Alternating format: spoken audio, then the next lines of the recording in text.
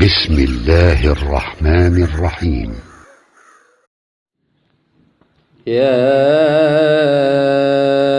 أيها الذين آمنوا كتب عليكم الصيام كما كتب على الذين من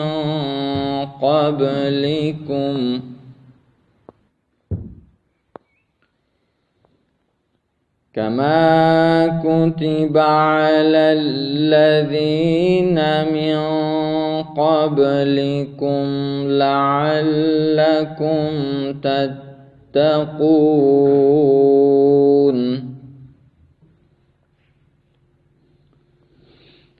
أياما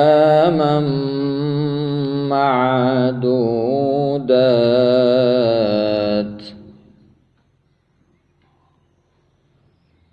فمن كان منكم مريضا أو على سفر فعدة من أيام أخر،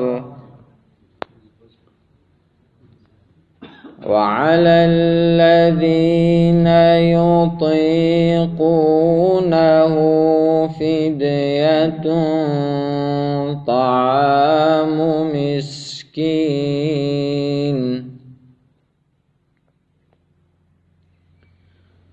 فمن تطوع خيرا فهو خير لكم،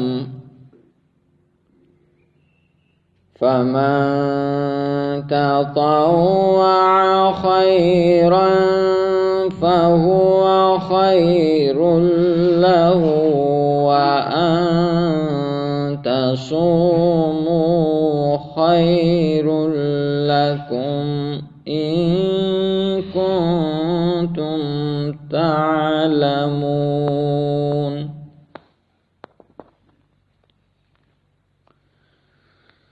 شهر رمضان الذي أنزل فيه القرآن هدى للناس وبينات من الهدى والفرقان،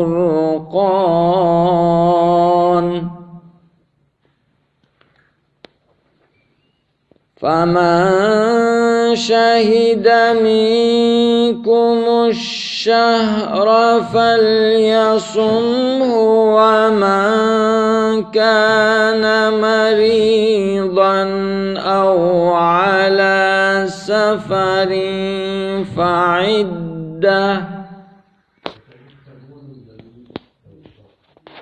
ومن كان مريضا أو على سفر فعدة من أيام أخر، يريد الله بكم اليسر ولا يريد بكم العسر، ولتكملوا العدة ولتكبروا الله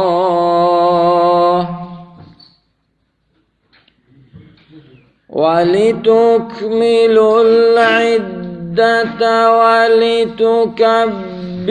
الله على ما هداكم ولعلكم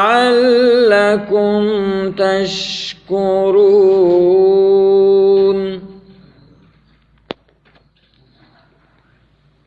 وإذا سألك عبادي عني فإني قريب أجيب دعوة الداع إذا دعان فليستجيبوا لي وليؤمنوا بي لعلهم يرشدون.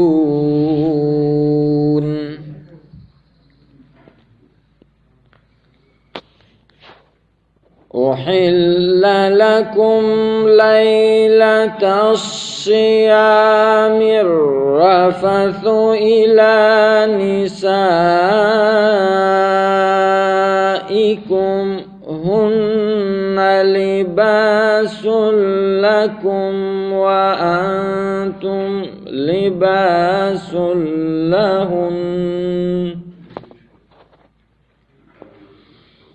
علم الله أنكم كنتم تختانون أنفسكم فتاب عليكم وعفى عنكم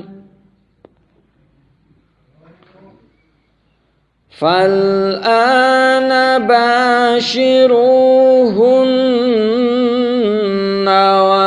وابتغوا ما كتب الله لكم وكلوا واشربوا حتى يتبين لكم الخيط الأبيض من الخيط الأسود من الفجر ثم أتموا الصيام إلى الليل ولا تباشروهن وأنتم عاكفون في المساجد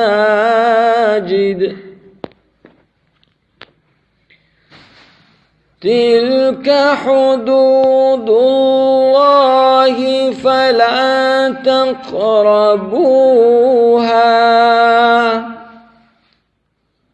كذلك يبين الله آياته للناس لعلهم يتقون.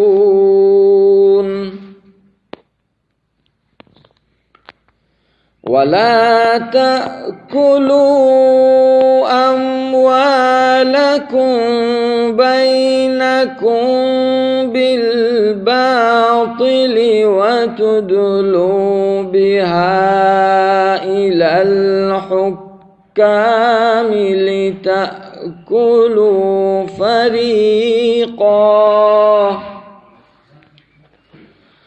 لتأكلوا فريقا من أموال الناس بالإثم وأنتم تعلمون.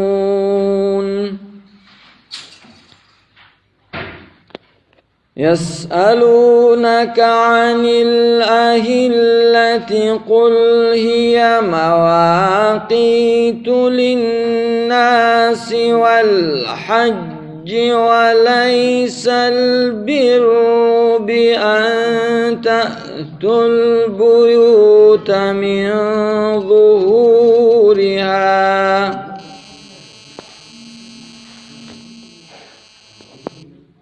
وليس البر بأن تأتوا البيوت من ظهورها ولكن البر من اتقى